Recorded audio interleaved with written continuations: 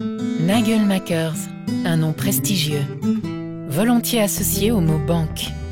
Mais l'histoire des Nagelmakers remonte bien avant 1747. Embarquons pour un petit voyage dans le temps. Remontons jusqu'en 1300. Jean, d'abord meunier puis forgeron, marquera l'histoire de la famille en lui offrant son patronyme. Jean Forgeron, Jean Fabricant de clous, Jean Nagelmakers. Une branche de la famille s'implante dans l'extrême nord de la principauté de Liège et développe son commerce de moulins.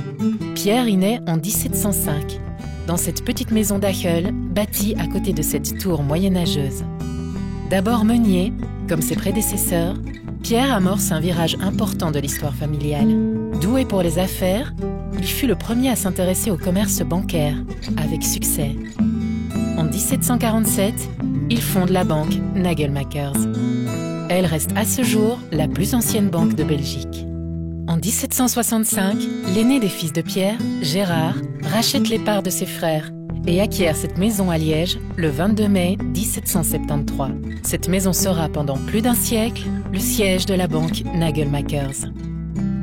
Gérard Théodore Nagelmakers, fils unique de Gérard, fut un homme d'affaires très actif, sur le plan politique aussi. Il prit part aux grandes aventures industrielles de son temps, comme l'expansion des usines Cockerill, dont il fut le banquier. Il fut aussi un acteur de la Révolution belge de 1830. Il participa ainsi à l'élaboration de notre Constitution. Son petit-fils, Georges, est un autre membre célèbre de la famille. Innovateur, perspicace, courageux, il marque l'histoire en créant entre autres la Compagnie internationale des wagons-lits.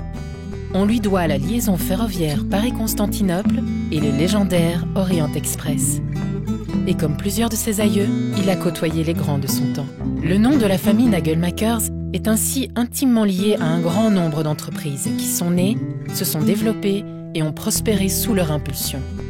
Beaucoup ont résisté aux guerres, aux secousses politiques, aux crises économiques et existent encore aujourd'hui, telle l'entreprise de Herstal.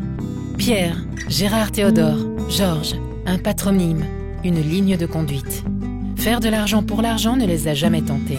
Un sens plus profond gouvernait leurs actes, créer des œuvres durables, participer au progrès et à la prospérité de leur temps. La famille Nagelmakers puise dans son passé sa foi dans l'avenir, compte André Nagelmakers dans les années 80.